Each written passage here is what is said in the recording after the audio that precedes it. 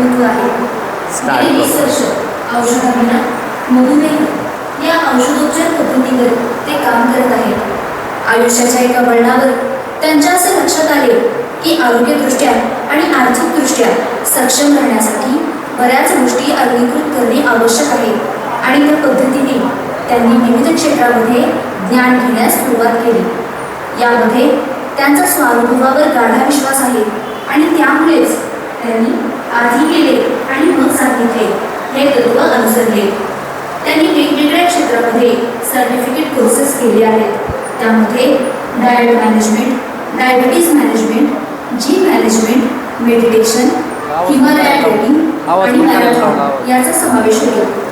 डॉक्टरांनी केलेले विविध उपक्रम, 100पेक्षा जास्त मधुमेह निदान शिबिर, दमा तपासणी शिबिर, मधुमेह जनजागृती व्याख्याने,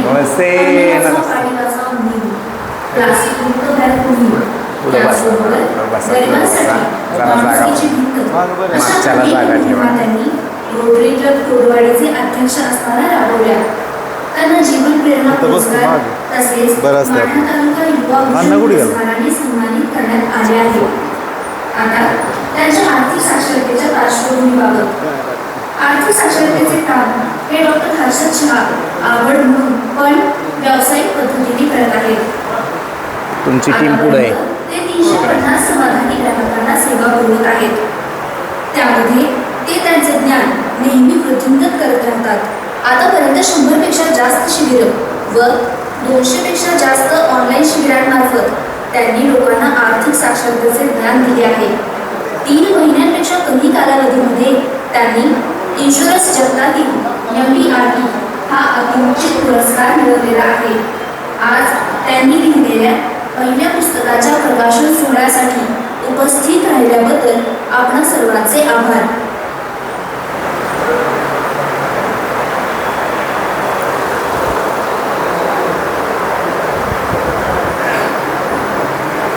हॅलो हॅलो हॅलो आपण चालू करूया. हळूहळू लोक जॉईन होत राहतील. आपण टाईम पाडूया. आज आपण आलो आहे ते एका सेशनसाठी आलो आहे, डोंट डाय रिच. तुम्हाला प्रश्न पडला असेल की हे डोंट डाय रिच म्हणजे काय, श्रीमंत मरायचं नाही म्हणजे काय. तर ॲक्च्युअल श्रीमंत जगण्यासाठी श्रीमंत मरायचं नाही आहे. तर त्यासाठी तुम्हाला तुमचं प्लॅन करायला पाहिजे लाईफ, आणि ते प्लॅन करण्यासाठी ही मूवमेंट आहे. ॲक्च्युअल मला नेहमीच लोकांना फायनान्शियल लिटरसीवर काम करायला शिकवायला आवडतं, आणि त्यामुळं आजचं हे जे काही सेशन आहे हे सेशन फायनान्शियल लिटरसीसाठी आहे. हे सेशन कुठला प्रोडक्ट सांगण्यासाठी नाही, किंवा या सेशनमध्ये मी तुम्हाला कोणता किती रिटर्न कुठं जास्त मिळतात हे सांगणार नाही आहे. त्यामुळं तुमचं काम फक्त हे आहे की तुम्हाला फायनान्शियल लिटरसी व्हावी, की तुमचे पैसे तुम्हाला राईट टाईमला खर्च करायला मिळावे. ह्या दृष्टीने काय प्लॅन करू शकतो त्याच्या रिलेटेड आजचं डिस्कशन आहे. स्वप्न ही उद्यावर ढकलायची नसतात, तर स्वप्न ही पुढे न ढकलता आज जगायची असतात. मग त्यामुळं आज आपल्याला, म्हणजे मी आज एक व्हिडिओ पण टाकला होता ग्रुपवर की गेल्या 2 दिवसापूर्वी एका मित्राचं कम्युनिकेशन झालं होतं की त्याची आणि त्याची बायकोची भांडणं होत होती. ती भांडणं यासाठी होत होती की बायको पैसे खर्च करायला नको म्हणायची आणि नवरा पैसे उधळत होता. मग त्याचं म्हणणं होतं की मी कमवतोय तर मी का उधळायचं नाही. पण बायकोचं म्हणणं होतं की नाही, म्हातारपणी पुरणार नाहीत पैसे. तर मग हे का होत आहे, तर त्यांचं एकमेकांशी कम्युनिकेशन गॅप राहत होता. पण तो गॅप का राहत होता, तर तिला वाटायचं की पैसे पुरणार नाहीत आणि त्याला वाटायचं की पैसे खूप आहेत. पण ॲक्च्युअल त्यांनी आपापसात कधी कॅल्क्युलेशनच केलं नव्हतं की बाबा त्यांना रिटायरमेंटला किती पैसे लागणार आहेत. ॲक्च्युअली याचं थोडंसं सायकॉलॉजिकल जर मागं गेलं तर तुमच्या असं लक्षात येईल की त्याच्या घरात कायम सुबत्ता होती. त्याचे वडीलही श्रीमंत होते, ते व्यवसाय करत होते, त्यामुळे त्यांना प्रत्येक वेळी पैसे येत होते. कॅश फ्लो कंटिन्यू चालू होता. त्यामुळे त्याला वाटायचं की पैसे नेहमीच येणार आहेत, तर पैसे खर्च करायला काही हरकत नाही. आणि त्याच्या बायकोचं बॅकग्राऊंड असं होतं की बऱ्याच ठिकाणी आर्थिक गोष्टीत अडचणीत आले होते तिचे वडील. त्यामुळे तिला वाटायचं की पैसे नसल्यावर येणाऱ्या ज्या अडचणी आहेत त्या खूप मोठ्या आहेत आणि त्या येऊ नयेत ह्यासाठी ती त्या दृष्टीने प्लॅन करायची. पण हे दोन्ही गोष्टी रॉंग आहेत. का रॉंग आहेत तर बेसिकली अगोदर तुम्हाला हे कळलं पाहिजे की तुमच्या रिटायरमेंटला किती पैशाची गरज आहे आणि त्याच्यासाठी ही मूवमेंट आहे. तर बेसिकली सगळ्यात जास्त व्याज कुठं मिळतं तर तुमच्या ज्ञानामधनं मिळते. तुम्ही जे ज्ञान घेता त्या ज्ञानाच्या अगेन्स्ट तुम्ही जे काही पैसे कमवणार आहात त्याला योग्य पद्धतीने प्लॅनली तुम्ही गुंतवू शकता किंवा तुम्हाला जे ज्ञान आहे त्या ज्ञानाच्या अगेन्स्ट तुम्ही पैसे कमवू शकता. त्यामुळं ज्ञानामध्ये पहिल्यांदा गुंतवणूक केली पाहिजे.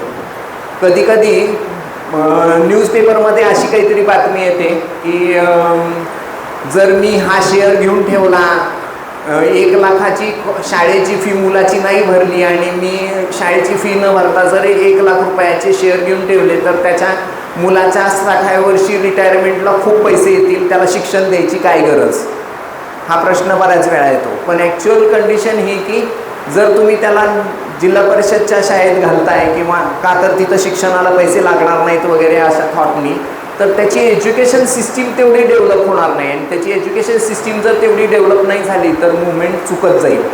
त्यामुळं खरं तर हे रॉंग कन्सेप्ट आहे की कोण जो सांगतो की रिटायरमेंटसाठीचे पैसे तुम्ही शिक्षणात खर्च करू नका, तर तिथं ही गोष्ट तुम्हाला कळली पाहिजे की ज्ञानामध्ये ॲक्च्युअल गुंतवणूक जास्त केली गेली पाहिजे. हे काय आहे? दगड आहे, पण याच्यापासून हे पण तयार होत आहे. मला तुमच्यामध्ये देव दिसतोय की तुम्ही माझ्यावर विश्वास ठेवून आजपर्यंत बऱ्याच गोष्टी केल्यात आणि तुम्ही मला बऱ्याच ठिकाणी हेल्प केली आहे. आजही तुम्ही माझ्या एका हाकेला मान देऊन इथं पोचला, त्यामुळं थँक्यू की तुम्ही माझ्यासाठी आज इथं आलेला आहात. किती जणांना वाटतं की श्रीमंत जगायचं आहे? बघा, हात खाली राहिले तर विचार करा, कारण सगळं सबकॉन्शियस माइंडचा खेळ आहे. तुम्ही जर हात वर नाही केला तर याला कदाचित तुमचं मन म्हणेल नाही नाही मला श्रीमंत जगायचं नाही आहे. किती जणांना वाटतंय श्रीमंत मारायचं? सगळ्याला करेक्ट. कुठल्या बाजूला फिरतंय हे चक्र, उजव्या का डाव्या? मॅडम डाव्या म्हणतायत, कोण उजवे म्हणताय का? ॲक्च्युअल हे ऑप्टिकल इल्युजन आहे. चक्र कुठंच फिरत नाही आहे, चक्र आहे तिथंच आहे. तुमचं कॉन्सन्ट्रेशन आणि तुमचं मन जसं फिरतं तसं फिरतंय. त्यामुळं प्रत्येकाला आयुष्यामध्ये श्रीमंत जगायचं पण आहे, श्रीमंत मारायचं पण आहे. दोन्ही गोष्टी हव्या आहेत, फक्त ते स्थिर पद्धतीने तुम्हाला बघता आलं पाहिजे. पुढच्या 40 मिनिटामध्ये तुम्हाला काय ऐकायला मिळेल तर पुढच्या 40 मिनिटामध्ये तुम्हाला 2045ला रिटायर होण्यासाठी काय करायला पाहिजे हे तुम्हाला कळेल. त्याच्याबरोबर माझ्या रिटायरमेंटला किती पैशाची गरज आहे हे तुम्हाला नक्की कळेल. श्रीमंत जगण्यासाठी काय करावं लागेल हेही तुम्हाला कळेल. मी डॉक्टर हर्षद झा, मी फायनान्शियल लिटरसीवर काम करतोय. गेले जवळजवळ 8.5 वर्ष झालं मी हे काम करतोय. नुकतंच आम्ही प्रायव्हेट लिमिटेडमध्ये कन्व्हर्शन केलं आहे, नवजीवन वेल्थ प्रायव्हेट लिमिटेड कंपनी. नवजीवन वेल्थ प्रायव्हेट लिमिटेड करण्याचं कारण हे की 950 क्लायंटला 350 करोड ॲसेट आम्ही हँडल करत असताना आम्हाला लोकांना आमच्या नंतरही सर्व्हिस द्यायची आहे आणि जर आमच्या नंतरही जर सर्व्हिस द्यायची असेल तर ती प्रायव्हेट लिमिटेड कंपनी असेल तर मुवमेंट चांगली होऊ शकेल. प्लस प्रायव्हेट लिमिटेड म्हणलं की नियमबद्धता आली, कंप्लायन्स आला, त्यामुळं लोकांचे पैसे योग्य पद्धतीने व्यवस्थित हँडल केले जातील यासाठी आम्ही हे प्रायव्हेट लिमिटेडला काम करतो. आमचं मिशन जे आहे या व्यवसाय चालू करण्यामागचं विषन हे आहे की बाबा कुटुंबांना योग्य वेळी योग्य पैसा उपलब्ध करून देणं, त्यांना पैशाबरोबरचं नातं जपायला शिकवणं आणि त्याचबरोबर आर्थिक उद्दिष्टे साध्य करण्यासाठीही मदत करणं. तर हे आमचं मेन मिशन आहे. आमचं विजन जे आहे ते 10,000 कुटुंबियांना फायनान्शियल लिटरेट करायचं आणि त्यांना त्यांचा पेन्शन प्लॅन चालू करून देण्याचं हे आमचं मिशन आहे. ॲक्च्युअल 4 प्रकारची वयं असतात. आता यामध्ये बरीच लोकांची वयं 50च्या पुढं पण गेलेली असतील, पण हे लक्षात घ्या की एक्झॅक्ट कॅल्क्युलेशन तुम्हाला हे तुमच्या मुलांना पण शिकवता आलं पाहिजे. नॉर्मल पहिलं 30 वय हे तुमचं करंट वय जर धरलं तर तुम्हाला 45 वय हे तुम्हाला रिटायरमेंटचं डिझायर वय ठरवलं पाहिजे. असं का ठरवलं पाहिजे तर हे तुम्हाला पुढं लक्षात येईल. तुमचं मॅन्डेटरी वय जे आहे ते 60 आहे. तर मॅन्डेटरी वय जे आहे ते 60 आहे आणि तुमचं मॉर्टॅलिटी एज आहे 85. हे असं का असायला पाहिजे तर त्याच्यामध्ये तुम्हाला ती खालची ऑरेंज पट्टी जी दिसतीये 45 ते 60 ह्या वयाच्या दरम्यानच जर तुम्ही रिटायर झाला तर काय होऊ शकतं त्याचं एक्झाम्पल म्हणजे हे आहे. ज्यावेळी तुमचं 30 वय असतं त्यावेळी 30 वयाला तुमच्याकडं टाईम असतो, मनी नसतो आणि एनर्जी असते. टाईम असतो, मनी नसतो, एनर्जी असते. ज्यावेळी तुमचं वय 40 होतं त्यावेळी तुमच्याकडं मनी आहे, एनर्जी आहे, पण टाईम नाही आहे.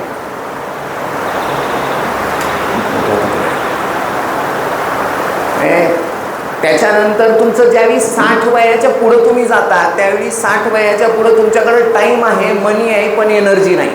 मी ह्याचं एक उदाहरण नेहमी देतो की लोक म्हणतात की 60 वयानंतर आपण ट्रिप आपल्या चालू करू. तर 60 वयानंतर जर तुम्ही बकिंगहॅम पॅलेसला गेला केसरी टूर किंवा विना टूर बरोबर तर तुम्ही त्या वॉचमनला विचारता आत किती चालावं लागेल. ते द्वारपाल सांगतो आत 10 किलोमीटर चालावं लागेल. मग तुम्ही त्याला म्हणता की तुझी खुर्ची मला दे, मी इथंच बसतो. त्यांना गाईडला विचारतो तू परत फिरून इथनंच जाणार आहे ना. तो म्हणतो हो. मग मी तिथं द्वारपाल बनतो त्या बकिंगहॅम पॅलेसच्या बाहेर आणि सगळी लोक आत फिरून येतात. असं का होतं तर पैसा आहे म्हणून तुम्ही तिथं गेलाय, वेळ आहे म्हणून गेलाय, पण एनर्जी संपली आहे. म्हणून मी मगाशी सांगितलं की जर तुम्हाला 45 ते 60च्या दरम्यान रिटायर होता आलं तर 45 ते 60च्या दरम्यान रिटायर झाला तर त्यावेळी तुमच्याकडं टाईम पण आहे, एनर्जी पण आहे आणि मनी पण आहे. तर त्यामुळं तुम्ही ह्या दृष्टीने विचार केला पाहिजे.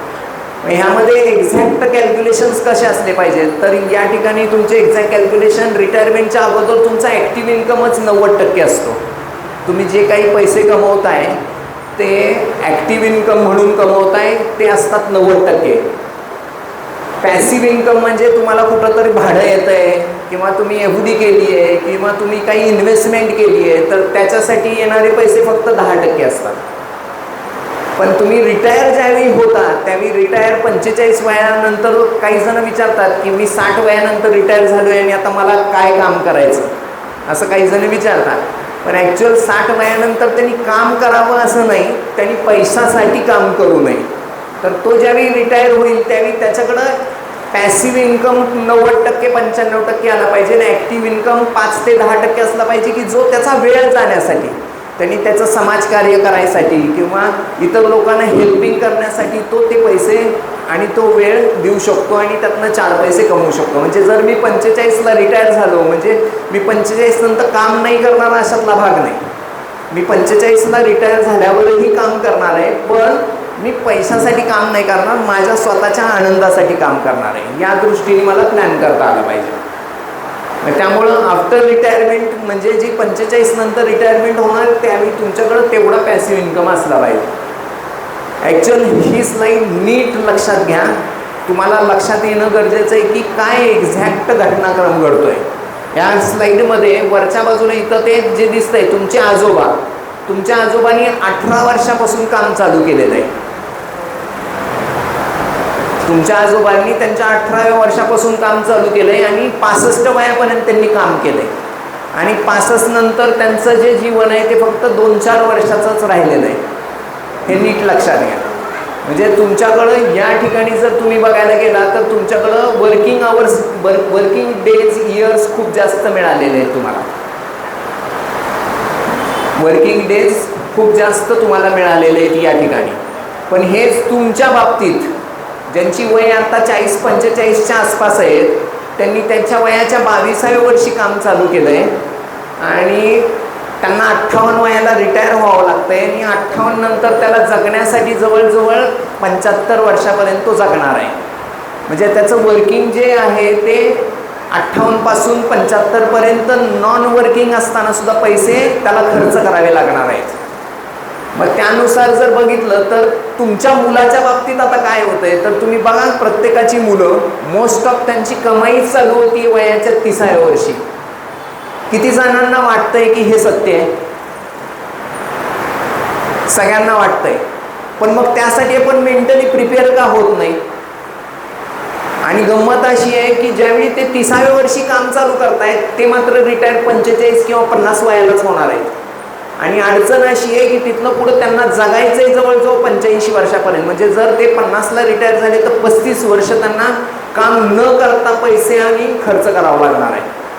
म्हणजे हे नीट लक्षात घेणं गरजेचं आहे. हे थोडंसं सिरियसली बघण्याची गोष्ट आहे. लक्षात येत नाही खूप वेळा माणसाला, माणूस भविष्याचा त्या पद्धतीने विचारच करत नाही की बाबा त्याला एक्झॅक्ट काय लागणार आहे, काय होणार आहे त्याच्या आयुष्यामध्ये, हे त्याला लक्षात येत नाही आहे. तर प्लॅनिंग करताना तुम्हाला रिटायरमेंटला हे लक्षात ठेवायचं की खूप जास्त वर्षाचं प्लॅनिंग करावं लागणार आहे इथनं पुढं.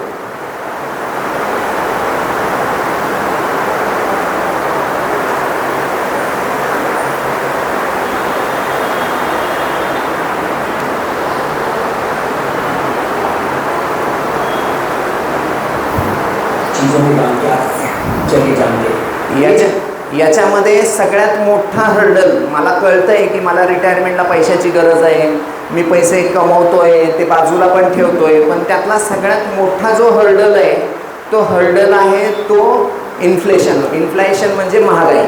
आणि ते महागाईचं एक एक्झाम्पल आहे हे, ते तुम्ही बघा काय एक्झॅक्ट आहे. चीज़ों के नाम क्या चलिए जानते हैं. देश की आज़ादी के वक्त पेट्रोल की कीमत 25 पैसे प्रति लीटर हुआ करती थी, जबकि 1 किलो चीनी के लिए 40 पैसे चुकाने पड़ते. नई साइकिल के लिए कम से कम 20 रुपए की जरूरत होती, जबकि दिल्ली से मुंबई तक अगर फ्लाइट से सफर करते तो आपको 140 रुपए चुकाने पड़ते. उस दौर की कीमतें कुछ इस प्रकार हैं. चावल 12 पैसे प्रति किलो, चीनी 40 पैसे प्रति किलो, आलू 25 पैसे प्रति किलो, दूध 12 पैसे प्रति लीटर, पेट्रोल 24 पैसे प्रति लीटर, साइकिल 20 रुपए, सोना 10 ग्राम 88 रुपए 62 पैसे. दिल्ली से मुंबई ट्रेन फर्स्ट क्लास किराया 123 रुपए था.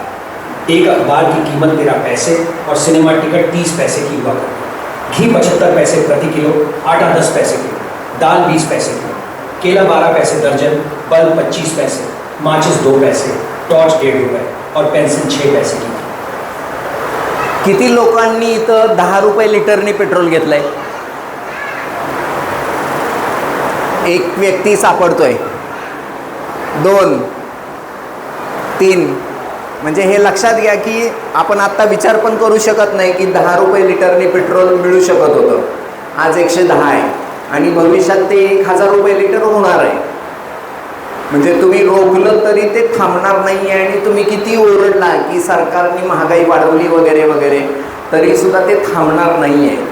मग त्यामुळं महागाई दराला कॅल्क्युलेशन करून आपल्याला पुढं विचार करायला पाहिजे की बाबा एक्झॅक्ट काय होणार आहे.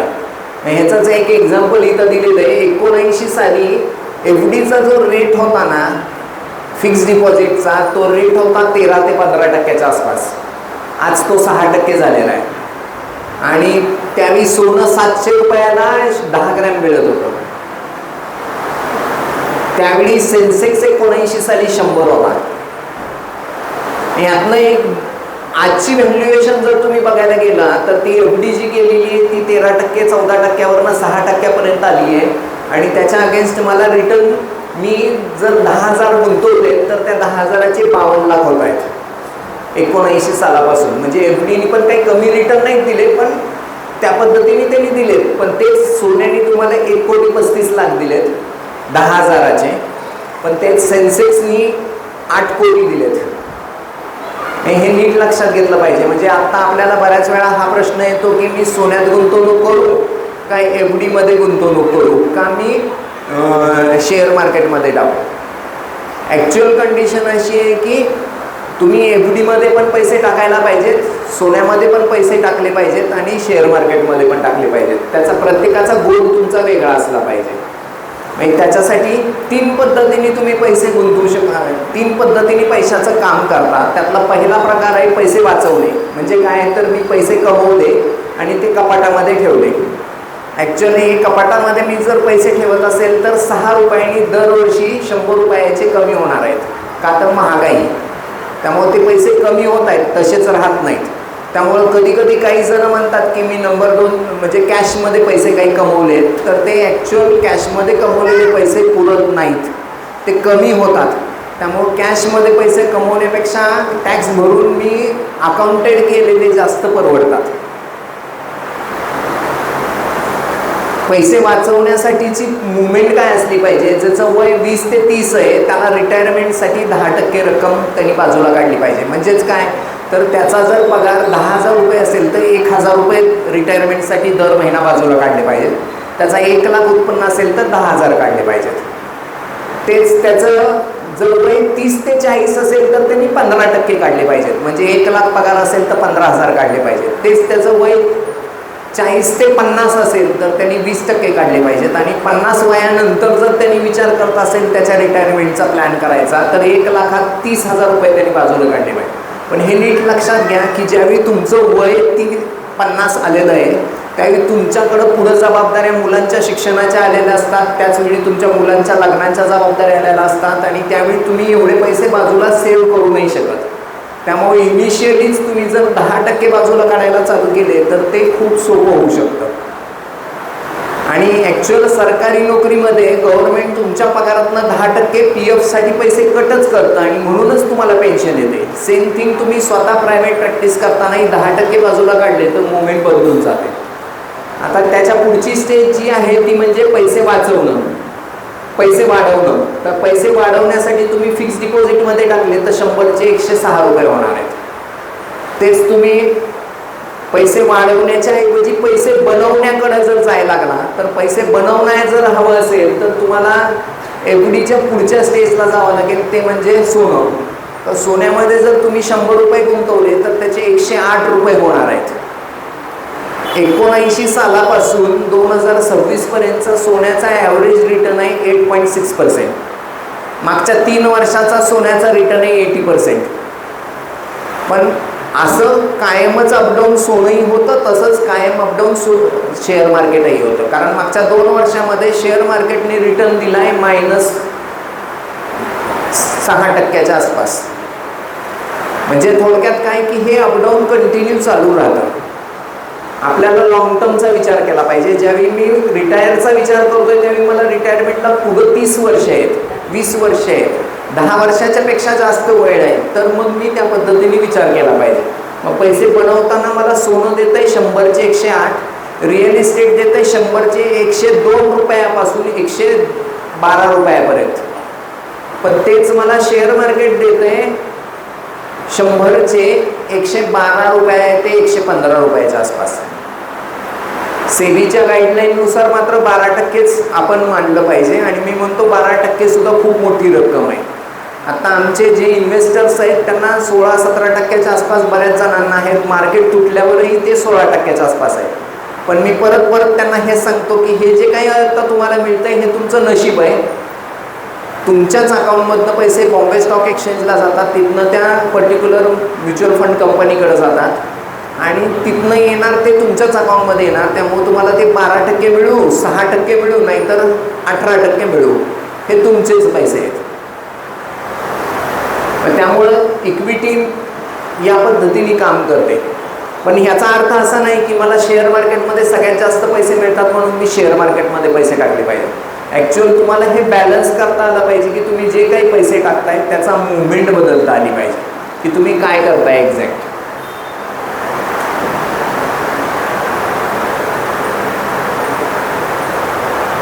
याच्यामध्ये सगळ्यात मोठा हर्डल काय, ही स्लाईड नीट बघा. आयुष्यामध्ये फक्त इन्व्हेस्टमेंटच्याच बाबतीत नाही तर प्रत्येक गोष्टीच्या बाबतीत ही स्लाईड उपयोगाची आहे.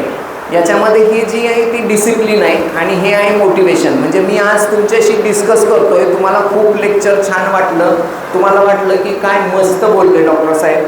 खरंच विचार करायला पाहिजे, आपल्याला म्हातारपणासाठी पैशाची तरतूद करणं गरजेचं आहे. जे मगाशीचा व्हिडिओ तुम्ही बघितला कपिल देवचा, की बाबा कपिल देव म्हणतो की त्यांच्या काळातलाच नंबर 1चा खेळणारा माणूस पगार मिळाल्याशिवाय तो मुंबईवरनं पुण्याला परत येऊ शकत नाही. हे हे सगळ्यात डेंजर आहे. ज्यावेळी तुम्ही कमवताय त्यावेळी तुम्ही राजे आहात. तुम्हाला आयुष्यभर जर राजा बनून राहायचं असेल तर तुम्हाला त्या पद्धतीने मूव्ह केलं पाहिजे की काय करायचं आहे त्या दृष्टीने प्लॅन केला पाहिजे. मग त्यामध्ये डिसिप्लिन ही सगळ्यात जास्त इम्पॉर्टंट गोष्ट आहे. त्यामुळे तुम्ही जे काही आज कमवता पैसे, तर कमवलेल्या पैशातले 10% 20% रक्कम तुम्ही तुमच्या रिटायरमेंटसाठी दर महिना बाजूला काढून ठेवायला सुरुवात केली पाहिजे. किंवा तुमचं उत्पन्न मंथली नसेल, तुमचं उत्पन्न अचानक येणार असेल तर तुम्हाला जे उत्पन्न आलं त्यातली 10% रक्कम स्वतःच्या पगारासाठी द्यायला पाहिजे. मला वाटतं इथं मोस्ट ऑफ व्यापारी लोक आहेत. किती जण व्यापारी आहेत? मोस्ट ऑफ सगळे. करेक्ट. प्रत्येकाकडं कामगार आहे का? आहे. एखाद्या कामगाराला तुम्ही जर 1 महिना पगार दिला नाही तर तो तुमच्याकडं येईल का दुसऱ्या महिन्यात कामाला? नाही. मग आता माझा प्रश्न हा आहे की तुम्ही स्वतःला पगार शेवटी कधी दिला होता? तुमच्या व्यवसायातनं तुम्ही स्वतःचा पगार कधी काढला होता? म्हणजे बिनपगारी फुल अधिकारी. म्हणजे स्वतःसाठी आपण पगारच काढत नाही. थोडंसं हे हार्श रियालिटी आहे, पण त्या दृष्टीने विचार केला पाहिजे की बाबा मला स्वतःला पगार दिला पाहिजे. म्हणजे मला बऱ्याच वेळा हाही प्रश्न येतो की मी व्यापारी आहे, माझं एक करंट अकाउंट आहे, माझ्या करंट अकाउंटमधनं माझी SIP चालू ठेवा, का तर माझ्या सेव्हिंगमधनं का नको, तर माझ्या सेव्हिंग अकाउंटमध्ये पैसेच नसतात. मग का सेव्हिंग अकाउंटमध्ये पैसे नसतात? तर त्याचं म्हणणं आहे की नाही, माझाच व्यवसाय आहे, माझंच हे आहे सगळं, त्यामुळं करंट अकाउंटमध्येच मी पैसे देतो. म्हणजे तो स्वतःला पगारच देत नाही, त्यामुळे तो त्याच्या सेव्हिंग अकाउंटमध्ये पैसेच काढत नाही दर महिन्याला.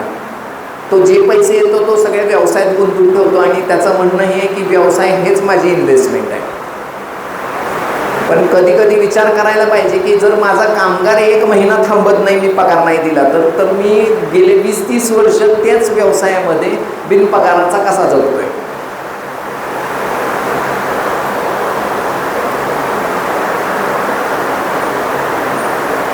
आर्थिक साक्षरतेतल्या सर्वात मोठ्या चुका काय आहेत? तर या चुका आहेत की अत्याधिक बचत करून जीवनशैलीशी तडजोड करतात.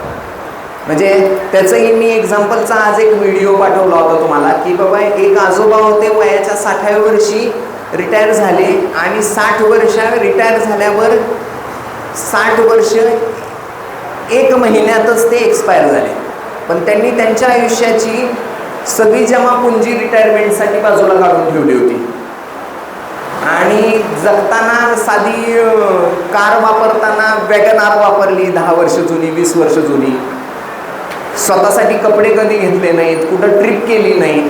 पण हे का घडलं? तर एकमेव कारण हे की त्यांनी प्लॅनच केला नाही की त्यांना रिटायरमेंटला किती पैसे लागतील आणि त्यामुळं गडबड उडत चालली. मग त्यामुळं अत्याधिक बचत करून जीवनशैलीशी तडजोड करा हे मी अजिबात तुम्हाला सांगणार नाही. माझं म्हणणं हे आहे की तुमच्या रिटायरमेंटला लागणारे किती पैसे आहेत तेवढे बाजूला काढा आणि राहिलेले पैसे खर्च करायला पण शिका. ते पण तेवढंच इम्पॉर्टंट आहे. चलनवाढीचा म्हणजे महागाईचा योग्य विचार न करणे. महागाईचा विचार न करता आपण गुंतवणूक केली तर त्याचं कॅल्क्युलेशन नाही कळणार. सर्व निधी कमी परतावा देणाऱ्या साधनामध्ये गुंतवणे म्हणजे सगळ्या एवढी करून ठेवणे, काही उपयोग नाही त्याचा. भीती किंवा अपुऱ्या ज्ञानामुळे गुंतवणूक टाळणे. खूप वेळा काही लोकांना वाटतं की यार मी चूक केली तर, माझे पैसे बुडाले तर मग मी कशाला करेल, आत्ताच नको करायला, नंतर बघू, पुढच्या वेळी बघू. हे सगळं जी गोष्ट आहे ती खूप धोकादायक आहे. म्हणजे ॲक्शन न घेणं हे सगळ्यात जास्त धोकादायक आहे. त्यापेक्षा आमचं म्हणणं हे आहे की सुरुवात करा छोट्या रकमेने. म्हणजे माझ्याकडे एक क्लायंट आहेत, ते आता कदाचित आज त्यांचं मत मांडतील. त्यांनी सुरुवात केली ती 2000ची दर महिन्याची SIP आणि नंतर त्यांचा कॉन्फिडन्स बिल्ड होत गेला आणि त्यांनी मुवमेंट बदलली त्यांच्या आयुष्यातली. म्हणजे ह्या गोष्टी तुम्हाला करता येऊ शकतात. आरोग्य, जीवनशैली आणि दीर्घ उद्दिष्टाकडे दुर्लक्ष करणे. खूप वेळा हाही गोंधळ होतो की पैसे कमवण्याच्या नादामध्ये माणूस स्वतःच्या हेल्थकडे लक्षच देत नाही. पण पैसे का कमवत होतो तर त्याला भीती वाटते की मला भविष्यात पैसे पुरणार नाहीत म्हणून. पण जर त्याला अगोदरच कळलं की माझे एवढे पैसे आले की माझं रिटायरमेंट कॅल्क्युलेशन कंप्लीट झालंय, तर तो त्याच्या आयुष्यात नक्कीच आरोग्य, जीवनशैली, दीर्घकालीन उद्दिष्ट ह्याच्याकडे लक्ष द्यायला चालू करेल. सॉरी.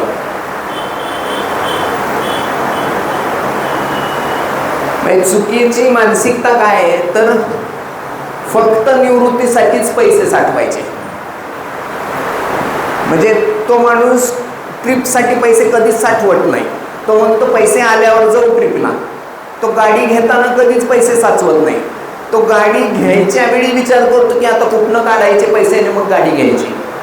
तो प्रत्येक वेळी त्याचं प्लॅनिंग करत नाही की त्याला ट्रिपला जायचं आहे. त्याचं प्लॅनिंग 1 वर्षापासूनच अगोदर चालू करणं किंवा त्याला गाडी घ्यायची आहे तर 3 वर्ष ते 5 वर्ष अगोदरपासून त्याचं प्लॅनिंग करणं हे तो कधीच करत नाही. मग ही मानसिकता बदलली पाहिजे. प्रत्येक गोष्टीसाठी तुमचे गोल असले पाहिजेत की माझ्या मुलाच्या शिक्षणाला लागणार आहे 3 वर्षांनी पैसे. आतापासून दर महिना बाजूला काढायला चालू करा तर ती मुवमेंट बदलेल. आत्ता खर्च नाही. कारण काय तर आत्ता नाही केलं, आत्ता खर्च केला तर पुढं उरणार नाहीत पैसे. तर ही मानसिकता बदला. निवृत्ती म्हणजे काटकसर, मजा नाही. खूप जण मी बघतो की रिटायर झाल्यावर सुद्धा आयुष्यभर काटकसरी जगले. रिटायर झाल्यावरही काटकसरी जगले आणि जाताना मोठीच्या मोठी पुंजी पुढच्या पिढीला देऊन गेले आणि पुढच्या पिढीने ती पुढच्या 10 वर्षातच संपवली. मग ज्या गोष्टीसाठी तुम्ही बाजूला काढून ठेवले पैसे ते पैसे त्यांनीही वापरलेच नाही आहेत. ॲक्च्युअल याच्यामध्ये एक महत्त्वाचा मुद्दा हा आहे की पूत सपूत तो काहे धनसंचय.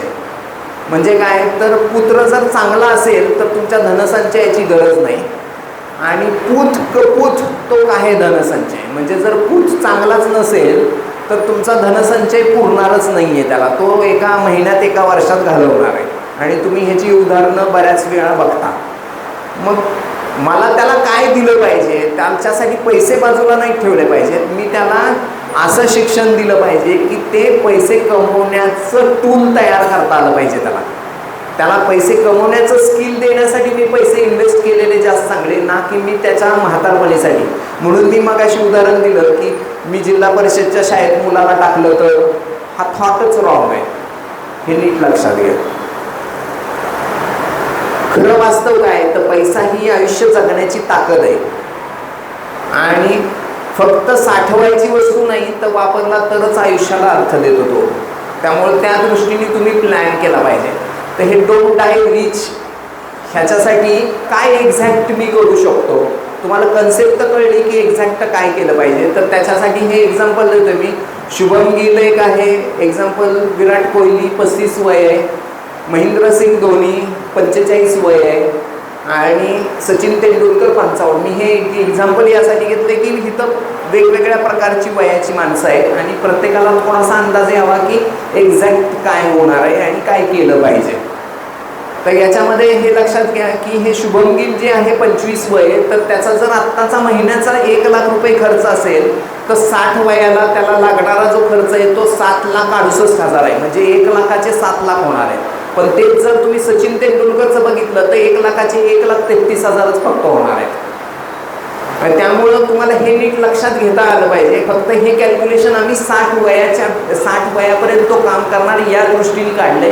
जर एखाद्याला 45 वयाला रिटायर व्हायचं असेल तर त्याचं कस्टमाइज आपण कॅल्क्युलेशन काढू शकतो. आणि इथं मी मुद्दाम 1 लाख टाकलंय. तुम्ही हे लक्षात घ्या की 1 लाखाऐवजी तुम्ही इथं तुमचा 10,000 टाका. तुम्हाला लक्षात येईल की 7 लाखाच्या ऐवजी इथं तुम्ही 10,000चं कॅल्क्युलेशन करताना 1 आकडा कमी करा. म्हणजे काय झालं 76,000 होणार. तीच गोष्ट इथं 13,000 होणार. म्हणजे तुम्हाला हे कॅल्क्युलेशन करता कळावं म्हणून मी मुद्दाम 1 लाख टाकलंय. तुम्ही हे कॅल्क्युलेशन करू शकता की बाबा तुम्हाला फ्युचरला लागणारा खर्च एवढा आहे. त्यासाठी तुम्हाला कॉर्पस किती लागणार आहे तर इथं तुम्हाला 25 वयाला 16 कोटी लागणार आहे 1 लाखाला. जर तुमचा 10,000 उत्पन्न असेल तर 1,65,00,000 लागणार आहे. तेच जर सचिन तेंडुलकरला बघितलं तर 2,85,00,000च लागणार आहे फक्त 88 लाख. मग त्यासाठी त्याला SIP कितीची चालू केली पाहिजे तर 30,000ची SIP शुभम गिलला लागेल आणि सचिन तेंडुलकरला 3,55,000 दर महिना काढावे लागतील. रक्कम तर जमा होती फक्त 2,88,00,000 पण त्यासाठी त्याला लागणारी रक्कम एवढी आहे. म्हणजे थोडक्यात काय तर मला सुरू करताना खूप लवकर चालू केलं पाहिजे तर ती मुवमेंट बदलू शकते. तर ह्याच्यासाठी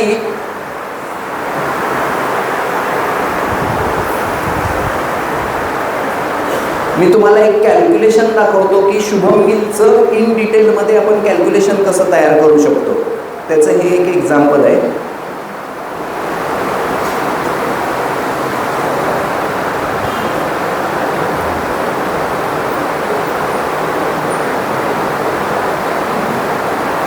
हे शुभम गिलचं उदाहरण आहे.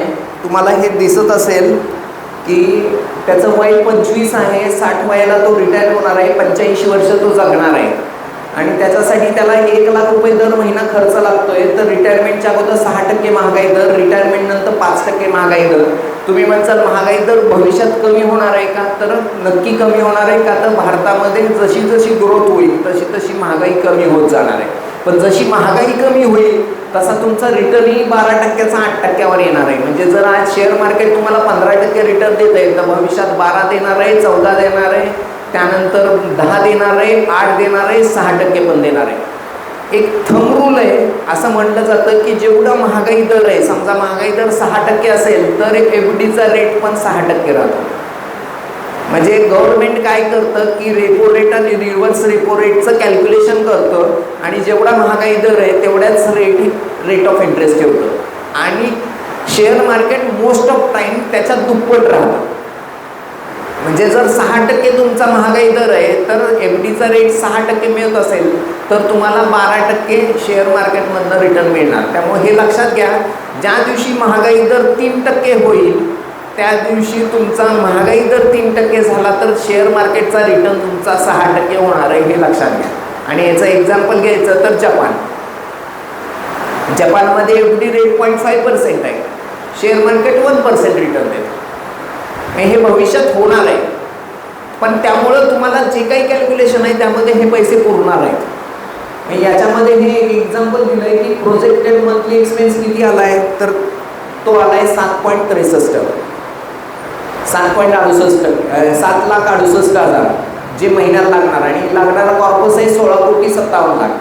आणि त्याच्यासाठी हे कॅल्क्युलेशन इतकं इन डिटेलमध्ये आहे की हे नीट लक्षात घ्या की त्यांनी 16,57,00,000 कमवण्यासाठी 30,000ची SIP केली पाहिजे किंवा 5 वर्ष फक्त 68,000 टाकले पाहिजेत किंवा 10 वर्ष 43,000 टाकले पाहिजेत किंवा एकदाच त्यांनी 31 लाख टाकावे, 16 कोटी त्याचे 60व्या वर्षी आपोआप तयार होतील जर त्याचं वय 30 असेल तर.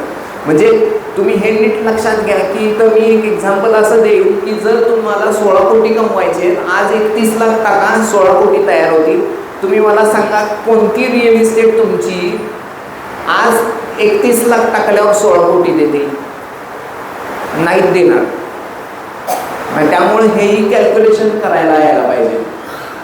आता हे तुम्ही म्हणताल की 16 कोटी कशासाठी लागतील, तर त्याचं हे एक एक्झाम्पल आहे की 16 कोटी यासाठी लागतील की तुमचं वय ज्यावेळी 61 असेल त्यावेळी 7,86,000 रुपये दर महिना लागणार आहे. ते ह्या 16 कोटीमधनंच तुम्ही काढताय. ज्यावेळी तुमचं वय 70 होत आहे त्यावेळी 70 वयाला 12,19,000 दर महिना लागणार आहे तुम्हाला आणि तेही रक्कम तुमच्या ह्या 16 कोटीतनंच येते आणि त्याला 8% तुम्हाला रिटर्न येत असल्यामुळे इथं 18 कोटी झालेत. ज्यावेळी तुमचं वय 80 होत आहे त्यावेळी तुम्हाला 19 लाख रुपये दर महिना लागणार आहे, हे नीट लक्षात घ्या. आणि 19 लाख दर महिना लागणार आहे त्यामुळे तिथं तुमची ही जी मूळ रक्कम आहे ती कमी होत चालली आणि 11 कोटीवर आली आहे. आणि त्याच्या पुढे ज्यावेळी तुमचं 85 वय होईल त्यावेळी तुम्हाला 25 लाख रुपये दर महिना लागणार आहे. म्हणजे तुमचा जो आजचा 1 लाख रुपये आहे तो त्यावेळेचा जवळजवळ 25 लाख रुपये 60 वयाला. महागाई दरानुसार तुम्हाला हे लक्षात घेतलं पाहिजे. आणि याचं एक्झाम्पल जर घेतलं तर 60 ज्यांचं वय आहे त्यांनी पहिली नोकरी लागल्यावर त्यांना घर खर्चाला किती रुपये लागत होते? साधारण 5,000 रुपयात त्याचं भागायचं, त्याला आज 50,000 लागत आहेत. सेम थिंग हे नीट लक्षात घ्या. म्हणजे हे आकडे मला असं वाटतं की 25 लाख लागणार नाहीत, तर तसं नाही आहे, ते लागणार आहेत. त्यामुळे एवढं डिटेलमध्ये हे कॅल्क्युलेशन करता येतं आणि प्रत्येकाचं व्यक्तीचं इंडिव्हिज्युअलाइज कॅल्क्युलेशन वेगळं आहे. प्रत्येकाला त्याच्या आयुष्यामध्ये वेगळं कॅल्क्युलेशन हवं असतं, कारण प्रत्येक व्यक्ती वेगळा आहे आणि प्रत्येक व्यक्तीला वेगळ्या पद्धतीने ते लागणार आहे. तर याच्यासाठी ॲक्शन प्लॅन घेता आला पाहिजे, जे मी मगाशी म्हणलं की ॲक्शन घ्यायची की डिसिप्लिनली तुम्ही काम करा. तर त्याच्यामध्ये आम्ही हे एक तुम्हाला प्रत्येकाला हे पोचलं असेल एक्सपेन्स शीट. तर हे एक्सपेन्स शीट जर तुम्ही भरून आम्हाला दिलं तर आज तुम्ही आमच्या सेशनला आलाय म्हणून आम्ही तुम्हाला हे असं इन डिटेलमधलं कॅल्क्युलेशन करून देऊ शकतो. यातले बरेचसे आमचे क्लायंट्स ऑलरेडी आहेत, पण त्यांनीसुद्धा हे कॅल्क्युलेशन त्यातल्या 30-40% लोकांनी केलेलं असेल, बाकीच्यांनी केलं नसेल. पण मग बऱ्याच वेळा काय होतं की मी घरी जातो आणि हे जे काही कॅल्क्युलेशन आहे ते म्हणतो हे भरून नंतर, म्हणजे खूप लोकांना आपल्याला घर खर्चाला दर महिन्याला किती पैसे लागतात हेच माहीत नसतं. आले आणि खर्च झाले. तर ॲक्च्युअल तुम्ही हे खर्च लिहून काढले पाहिजेत. आणि ह्या खर्चामध्ये तुम्ही त्यामध्ये बघितलं तर ह्यामध्ये मुलांचे शिक्षणाचा खर्च लिहिलेला नाही आहे, याच्यामध्ये मी कुठलाच वेगळा खर्च लिहिलेला नाही आहे. या खर्चामध्ये फक्त प्युअर अँड प्युअर नवरा आणि बायकोला जगण्यासाठी लागणारा खर्च लिहिलेला आहे. तर तुम्ही हे कॅल्क्युलेशन जर तयार केलं तर ते शुभम गिलचं तुमचं 4 पानाचं जसं कॅल्क्युलेशन दिलं आहे तसं कॅल्क्युलेशन आम्ही तुम्हाला देऊ शकतो.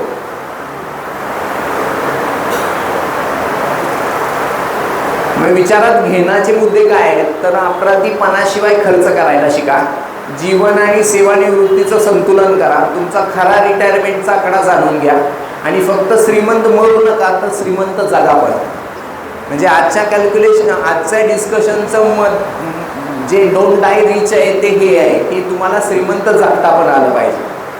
हे जस्ट एक्झाम्पल आहे की शेअर मार्केट 25 वर्षात 12% रिटर्नपेक्षा जास्त कधी दिलं आहे कधी नाही दिलं ह्याचं हे कॅल्क्युलेशन आहे. तर प्रत्येक वेळेला खूप वेळा लोकांना शेअर मार्केट म्हणजे भीतीदायक वाटतं, ते रिटर्न देणार नाही वगैरे असं वाटतं. तर त्याचं कॅल्क्युलेशन आहे की 25 वर्षामध्ये फक्त 5 वेळा शेअर मार्केटनी मायनस रिटर्न दिला आहे, इतर वेळी त्यांनी प्लस रिटर्न दिला आहे. त्यामुळं जर रिटायरमेंटचा विचार असेल आणि रिटायरमेंटसाठी मला 10 वर्षापेक्षा पुढचा कार्यकाळ असेल तरच इथं या. जर तुमचा 10 वर्षाच्या आतला कार्यकाळ असेल तर डायरेक्ट शेअर मार्केटमध्ये येणं धोक्याचं ठरू शकतं.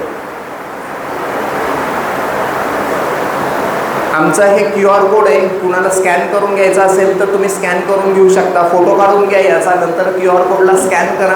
तुम्हाला याच्यावर तुम्ही तुमचं एक्सपेन्स शीट पाठवून देऊ शकता आणि एक्सपेन्स शीट पाठवून दिलं तर तुम्हाला डिटेलमध्ये कॅल्क्युलेशन येऊन जाईल.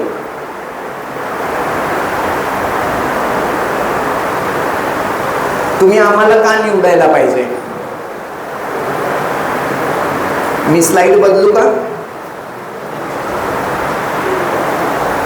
तुम्ही आम्हाला का एक सेकंड, सॉरी.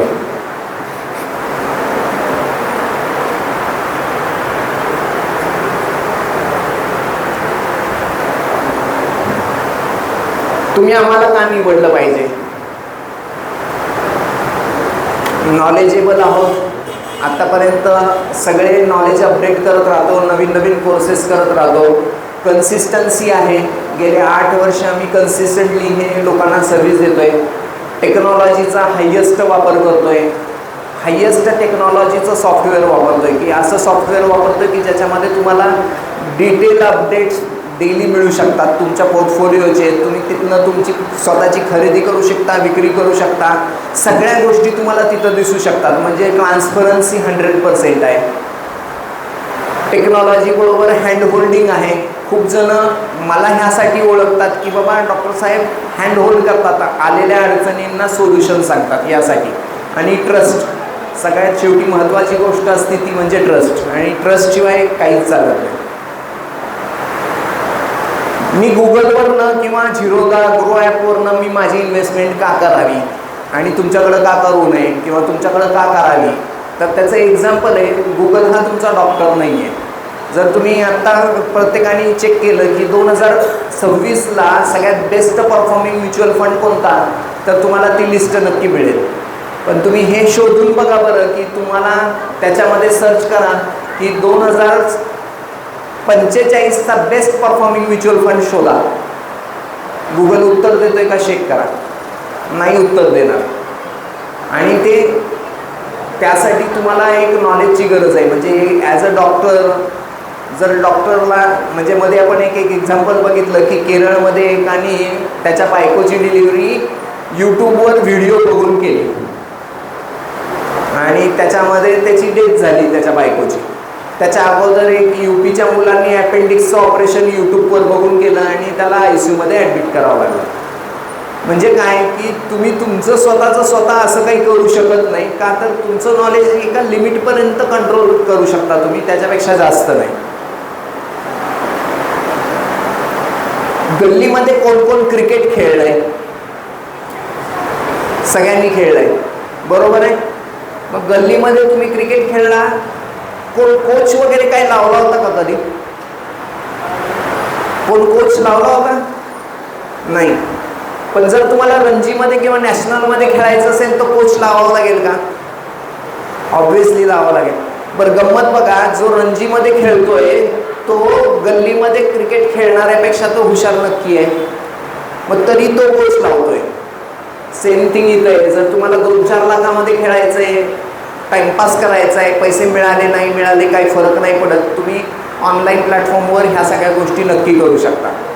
पण जर तुम्हाला करोडोमध्ये खेळायचं आहे, मग अशी जी आकडे बघितले ते, तर तुम्हाला हँडहोल्डिंग पाहिजे. मग त्यासाठी तुम्ही नवजोन वेल्थचा विचार नक्की करू शकता.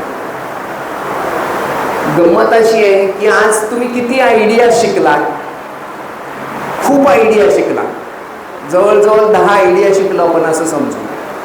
पण त्या 10 आयडियामधली एक गुड आयडिया जर तुम्ही एक्सक्लूज केली तरच उपयोग होणार आहे, नाहीतर होणार नाही आहे.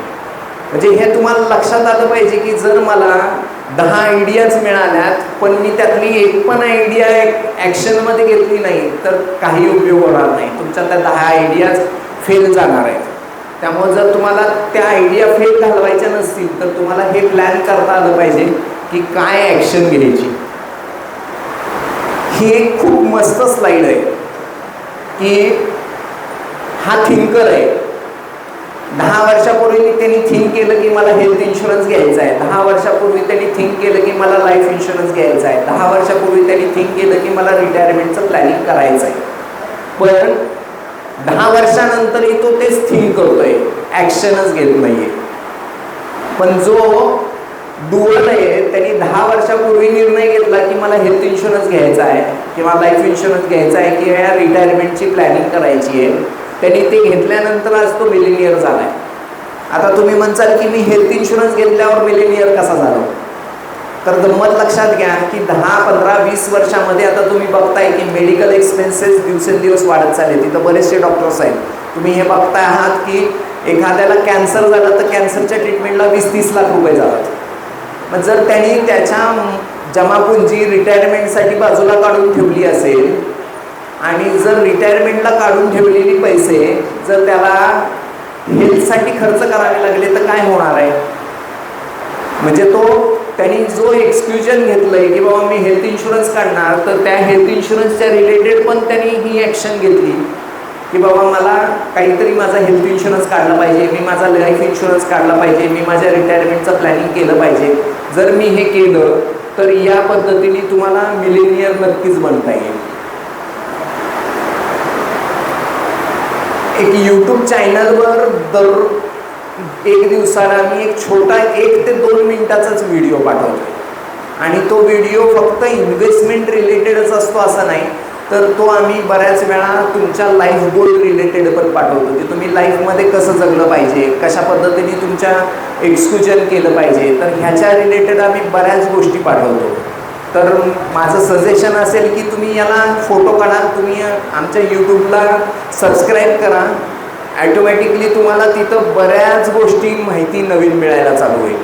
म्हणजे तुम्हाला ह्याच्यामध्ये इतक्या गोष्टी मिळतील की तुम्हाला वाटेल की माझं लाईफ नक्कीच चेंज झालं आहे. मी थांबतो इथं 2 मिनिट, म्हणजे तुम्हाला थोडासा अंदाज येईल की बाबा काय काय करू शकतो आपण ह्यातनं, आणि बऱ्याच गोष्टी तुम्हाला ह्यातनं मिळून जातील.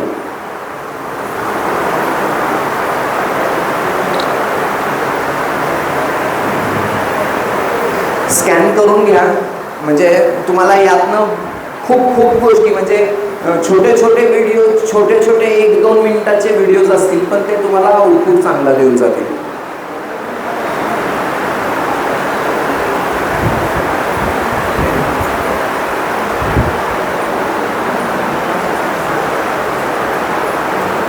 Enjoy life no, travel, hobbies, family time, experience या सगळ्या गोष्टींना वेळ द्यायला चालू करा. Spending on health and fitness हे जास्त इम्पॉर्टंट आहे. आम्ही कुलगावीमध्ये इथं जी लोक राहत असतील त्यांनी शेंडेमाळ्यामध्ये दररोज यायला चालू करा. आम्ही आमचे सकाळचे 2 तास तिथं घालवतो. इथले बरेच लोक जे शेंडेमाळ्यामध्ये येतात ते सांगतील की ते त्यांच्या आयुष्यामध्ये काय ट्रान्सफॉर्मेशन झालेत. तर नक्कीच तुम्ही तोही विचार करू शकता की तुम्ही स्वतःला हेल्थसाठी कॉशियसली व्हा. तुमच्या बाजूच्या 5 लोकांचे तुम्ही ॲव्हरेज बनणार आहात. त्यामुळे जर तुम्ही सकाळी फिरायला यायला लागला तर ते जे 5 मित्र तुम्हाला भेटतील ते श्रीमंत असतील तुम्ही श्रीमंत होताल, ते हेल्थ कॉन्शियस असतील तुम्ही हेल्थ कॉन्शियस होताल, ते फॅमिली मॅन असतील तुम्ही फॅमिली मॅन होताल. आणि मोस्ट ऑफ रात्रीचे मित्रांपेक्षा सकाळचे मित्र गाठायला चालू करा.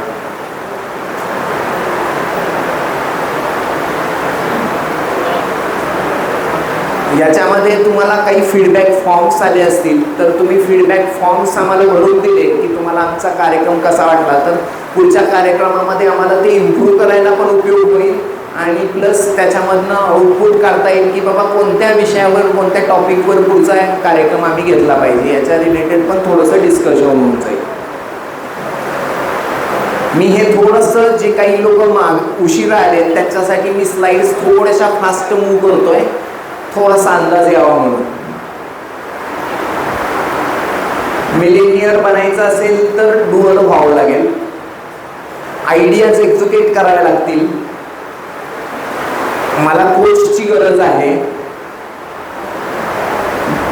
मला ऑनलाईन गुगल सगळं देऊ नाही शकत. ट्रस्ट मोस्ट इम्पॉर्टंट आहे, कन्सिस्टन्सी टेक्नॉलॉजी इम्पॉर्टंट आहे.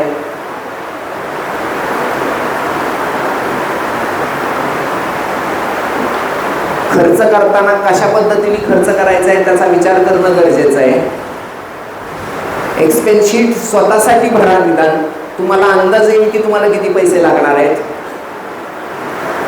1 लाखासाठी किती रुपये लागतील भविष्यामध्ये, 16 कोटी लागतील ह्याचा अंदाज आला असेल. त्यासाठी दर महिना 30,000ची SIP ची गरज आहे. जर मला 10,000 खर्च असेल तर मला 3,000ची SIP पण भागून जाईल.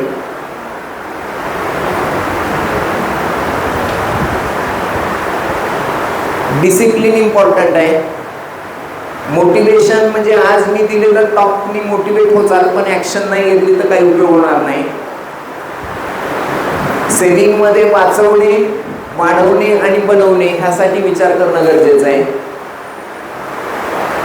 इन्फ्लेशन ह्यातला सगळ्यात महत्त्वाचा पार्ट आहे. वय जसं बदलतंय तसं हे नीट लक्षात घेणं गरजेचं आहे. जसा जसा काळ पुढे चाललाय तसा वर्किंग आवर कमी व्हायला लागलेत आणि नॉन वर्किंग आवर जास्त वाढायला लागलेत. त्यामुळे तुम्ही त्याचं प्लॅन करणं गरजेचं आहे. रिटायरमेंटच्या अगोदर तुम्हाला ॲक्टिव्ह इन्कम 80-90% असतो, पॅसिव्ह इन्कम 10% असतो. रिटायरमेंट नंतर मात्र तुम्हाला ॲक्टिव्ह इन्कम कमी होणार आहे, 10%च होणार आहे आणि पॅसिव्ह इन्कम तुमचा 90% व्हायला पाहिजे. ह्यासाठी तुम्ही प्लॅन केलं पाहिजे. हे का करायचं आहे तर तुम्हाला टाईम, एनर्जी आणि मनी तिन्ही एका वेळी मिळालं पाहिजे. तर 45 वयाला रिटायर होण्याचा प्लॅन करा. आमचं विजन आहे की 10 लाख कुटुंबियांना फायनान्शियल लिटरेट करण्याचं आणि त्यांना त्यांचा रिटायरमेंट प्लॅन करून देण्याचं. आमचं मिशन आहे की लोकांना योग्य वेळी योग्य पैसे खर्च करायला मदत करणं. मला वाटतंय तुम्हाला सगळी माहिती मिळाली असेल. आजच्या कार्यक्रमामध्ये आम्ही अजून एक छोटासा कार्यक्रम हा ठेवलेला आहे की ज्या लोकांनी आम्हाला आमच्या सुरुवातीच्या काळापासून हेल्प केली तर त्यांच्यासाठी आम्ही आज एक प्रोग्राम ठेवतोय की त्यांचे आदर सत्कार. कारण ग्रॅटिट्यूड ही एक खूप महत्त्वाची गोष्ट आहे. खूप वेळा आपण आपल्याला सुरुवातीच्या काळामध्ये ज्यांनी हेल्प केली त्यांना विसरून जातो. तर मला असं वाटतं की त्यांना विसरलं नाही पाहिजे, कारण त्यांच्यामुळेच आपण आज इथं आहोत. तर त्यांच्यासाठी काही गोष्टी करणं गरजेचं आहे. म्हणून आम्ही त्यांचे आदर सत्कार आज करायचा निर्णय घेतला आहे. तर एक 5 ते 10 मिनिट आपण त्यामध्ये आणि त्यानंतर मग कार्यक्रम.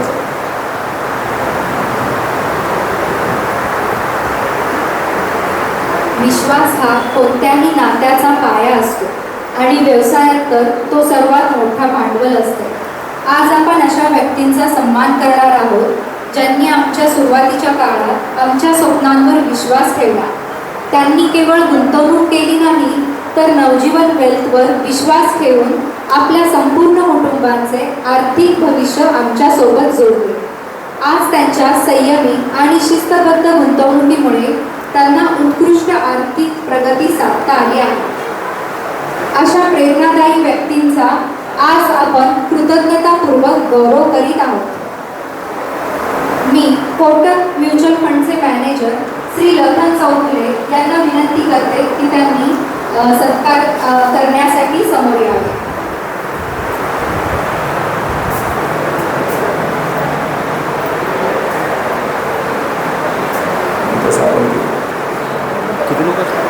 तर आपले पहिले सन्मान मूर्ती आहे डॉक्टर चंद्रशेखर साखरे, कुर्डवाडी. जोरदार टाळ्यांच्या गजरात स्वागत करूया. आजचा हा सन्मान केवळ त्यांच्या गुंतवणुकीचा नाही, मी त्यांच्या फॅमिलीला पण विनंती करते की त्यांनी समोर यावे खालचा एक बुके राहिलं की आणि फॅमिली सोबत सत्कार स्वीकारावा.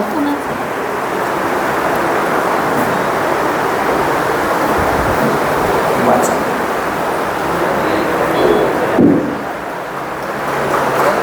आजचा हा सन्मान केवळ त्यांच्या गुंतवणुकीचा नाही, तर त्यांनी आमच्यावर ठेवलेल्या विश्वासाचा आहे.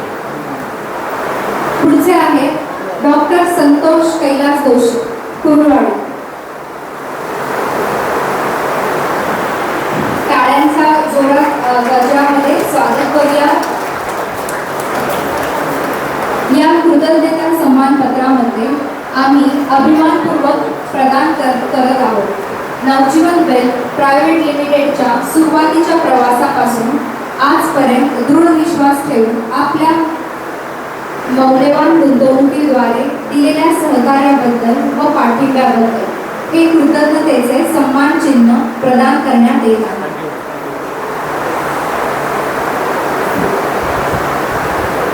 पुढचे आहे डॉक्टर शीतल कुमार फडे, पंढरपूर. त्यांनी त्यांच्या फॅमिली सोबत समोर यावे. डॉक्टरांनी त्यांच्या सर्वांनी टाळ्या सगळ्या वाजवावे. म्हणजे सगळ्या फॅमिली मेंबरची इन्व्हेस्टमेंट, सुनेपासून प्रत्येक गोष्ट, सून आली की सुनेची सुद्धा इन्व्हेस्टमेंट केली. त्यांनाही हे छोटी छोटी बाळकडू शिकवत आहेत की बाबा गुंतवणूक कशी केली पाहिजे आणि त्याच्यासाठीचं ते प्लॅनिंग शिकवत आहेत. तर ही खूप महत्त्वाची गोष्ट आहे की तुम्ही नवीन येणाऱ्या पुढच्या पिढीला हे ट्रान्सफर केलं पाहिजे, त्यांना हे शिकवलं पाहिजे की एक्झॅक्ट काय करायचं आहे. पुढचे आहेत जितेंद्र गांधी, बार्शी. त्यांनी फॅमिली सोबत समोर यावे. सर्वांनी टाळ्या वाजवाव्या, त्यांचे अभिनंदन करावे. जितेशबाईंची आम्हाला प्रचंड हेल्थ इन्शुरन्समध्ये लागली. मी आता हेल्थ इन्शुरन्सचं काम कमी केलं आहे हे सगळ्यांना माहिती आहे, पण जितेशबाईंनी सुरुवातीपासून त्यामध्ये प्रचंड हेल्प केली आहे आणि त्यांनी त्यांच्या सगळ्या फॅमिली मेंबरची इन्व्हेस्टमेंट त्या पद्धतीने केली. म्हणजे मला वाटते खुशी, मी हिला पहिल्यांदा बघितलं आहे, पण फोनवर आमचं तिच्याशी खूप वेळा बोलणं झालं. म्हणजे मला जाणवतं की ती IT प्रोफेशनल आहे. सुरुवातीच्या काळात IT प्रोफेशनल लगे आयफोन घे, पुढचा खर्च कर, यात पैसे वाया घालवतात. पण जितेशबाईंनी त्यांच्या मुलीला पहिल्यांदा पगार चालू झाल्यावर मला गाठून दिलं आणि सांगितलं की तुम्ही हिला पहिल्यांदा फायनान्शियल लिटरसी शिकवा. आणि तिने सगळ्यात पहिले काम काय केलं तर लिक्विड फंडामध्ये पैसे टाकायला चालू केले. म्हणजे तिला जेव्हा जेव्हा पैसे लागतील तेव्हा ती घेऊ शकते, पण तिचं म्हणणं होतं की फोनपेमध्ये पैसे दिसले की खर्च होतात. मग त्यापेक्षा फोनपेमध्ये पैसे दिसले नाहीत पाहिजेत, ह्यासाठी तिने SIP चालू केली मोठ्या अमाऊंटची की जी रिटायरमेंटसाठी नसून एमर्जन्सीसाठी आहे. भले मला माझ्या मॅरेजला उपयोगी पडेल, मला कार घ्यायला उपयोगी पडेल, तिचे जे गोल्स आहेत त्याला उपयोगी पडेल, पण तिने ते बाजूला काढायला चालू केली. मला असं वाटतं की पालकांनी मुलांना मोटिवेट करण्यासाठी ह्या गोष्टी करणं खूप गरजेचं आहे. थँक्यू. खूप छान खुशी, तो एक इन्स्पिरेशन आहे. थँक्यू. नेक्स्ट आहे आनंद यादव. त्यांनी फॅमिली सोबत यावे, टाळ्या वाजवून त्यांचं स्वागत करावे. आनंद काकांच्या बाबतीत मी सांगेन की मिलिंदजींचे हे साडू ॲक्च्युअल मिलिंदजींनी माझी त्यांची ओळख करून दिली. ते लातूरला असतात आणि लातूरवरनं ते एकदा आले, त्यांनी सुरुवात केली छोट्याशा अमाऊंटनी, पण त्यांचा विश्वास वाढत गेला आणि त्यानंतर त्यांनी मुवमेंट बदलत गेले. प्रत्येक त्यांच्या आयुष्याच्या क्षणामध्ये त्यांनी सल्ले घेतले आणि त्यांना एक वेगळा आनंद मिळाला. ते म्हणले की मला तुम्ही लवकर का भेटला नाही, माझ्या वयाच्या 25-30 वर्षीच का भेटला नाही. पण गंमत अशी की त्यांचं वय आता 60 आणि माझं वय 45. त्यांच्या 30व्या वर्षी माझं वय किती असेल? पुढचे आहेत अशोक साळवी, आष्टी. अशोक काकांच्या बाबतीत जर सांगायचं म्हटलं तर अशोक काकांनी एक आम्ही कुरवाडी म्हणून एक ग्रुप आहे, त्या ग्रुपमध्ये ते होते. ॲक्च्युअल आशिक साळवी सर त्यांचं वय आहे आता जवळजवळ 85. हां, आणि 85 वय आहे. प्रोफेसर होते ते जैन जैन याला प्रिन्सिपल होते कुंथलगिरीला, आणि तिथनं ते रिटायर झाले. आष्टीला राहिला आहे. त्या ग्रुपमध्ये जॉईन झाले आम्ही कुरवाडी म्हणून, आणि तिथनं त्यांनी मला कॉल केला आणि मग माझं त्यांचं बोलणं कॉन्व्हर्सेशन चालू झालं आणि त्यानंतर त्यांनी मुवमेंट केली. प्रचंड मोठं दातृत्व आहे, खूप ठिकाणी डोनेशन्स केलेलं आहे त्यांनी, आणि त्याचंही ते प्लॅन करतात त्यांच्या इन्व्हेस्टमेंटमध्ये. पुढचे आहेत प्रवीण ढवळसकर, कुरवाडी. त्यांनी ओके. त्यानंतर आहेत विश्वनाथ ढवळसकर, कुरवाडी. त्यांनी फॅमिली सोबत यावे, जोरदार टाळ्यांनी स्वागत करावे प्रत्येक गाण्याचे. बाबूशेठच्या बाबतीत सगळेच ओळखतात त्यांना. त्यांच्या बाबतीत मी हे सांगेन की त्यांनी त्यांच्या मुलांसाठीची इन्व्हेस्टमेंट शिकवली मुलांना. मुलाला ज्यावेळी MS सर्जरीला ॲडमिशन मिळाली त्यावेळी त्यांनीही तीच गोष्ट पाहिली की इनिशियल स्टेजमध्ये त्यांनी इन्व्हेस्टमेंट चालू केली. म्हणजे त्याला जे काही गव्हर्नमेंटकडनं येत होतं, गव्हर्नमेंटकडनं त्याला जे काही सॅलरी येत होती त्यांनी सगळी सॅलरीतले काही डोनेशनची अमाऊंट आणि त्याच्या स्वतःच्या खर्चाची अमाऊंट सोडून सगळी इन्व्हेस्ट केली. त्याचं म्हणणं हे आहे की मला वयाच्या 35-40व्या वर्षीच फायनान्शियल फ्रीडम आला पाहिजे, आणि त्या दृष्टीने तो ते प्लॅन करतोय. पुढचे आहेत डॉक्टर लकी जोशी, कुरवाडी. टाळ्या वाजवून त्यांचे स्वागत करावे. मला लकी बाबतीत एक खूप महत्त्वाची गोष्ट सांगावीशी अशी वाटते की 100% सरेंडरनेस जर शिकायचं असेल तर तो यांच्याकडनं शिकावा.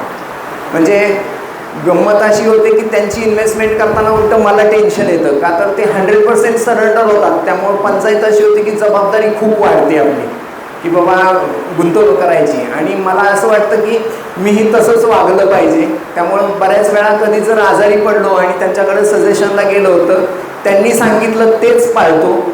माझं असं म्हणणं आहे की नेहमीच आपण सरेंडर व्हायला पाहिजे. म्हणजे एखाद्या गोष्टीच्या बाबतीत ज्यावेळी तुम्ही सरेंडर होता ना त्यावेळी समोरचा माणूस जास्त जबाबदारीने काम करतो आणि काम परफेक्ट होतं. म्हणजे त्याच्या बाबतीत चुका होण्याचे चान्सेस कमी होतात, कारण त्या दृष्टीने मुवमेंट होते. त्यामुळं एखाद्या डॉक्टरकडे गेल्यावर आता आजकाल खूप वेळा पेशंट जातो आणि म्हणतो, डॉक्टर साहेब गुगलवर मी सर्च केलं होतं, हे माझं डायग्नोसिस आहे का, किंवा मला असं असं करायचं आहे, हे असं असं आहे, तर मला तुम्ही ही ट्रीटमेंट द्या. जर तुम्ही असं करायला लागला तर याला कदाचित फार गुंते होऊ शकतात तुमच्या आयुष्यात. त्यामुळे शक्यतो सरेंडर व्हायला सुरुवात केली पाहिजे. म्हणजे इव्हन इफ मी माझ्या एखाद्या कपड्या व्यापाऱ्याच्या दुकानदाराकडे गेलो तर मी त्याला अगोदर विचारतो की कोणता कपडा सगळ्यात चांगला टिकेल, मग तो सजेस्ट जे करेल ते घेणं जास्त योग्य वाटतं मला. पुढचे आहे डॉक्टर नवजीवन शहा, कुरवाडी. ॲक्च्युअल बऱ्याच वेळा आपण आपल्या इन्व्हेस्टमेंटमध्ये किंवा आपण आपल्या व्यवसायामध्ये, म्हणजे हॉटेलमध्ये बोर्ड कधीच वाचत नाही की हितला मालक हितच अन्न खातो, किंवा खूप वेळा एखादा डॉक्टर तीच ट्रीटमेंट स्वतः जे दुसऱ्यांना प्रिस्क्राईब करतो गोळ्या त्या स्वतःसाठी घेत नाही. तर असं नाही व्हायला पाहिजे असं मला वाटतं.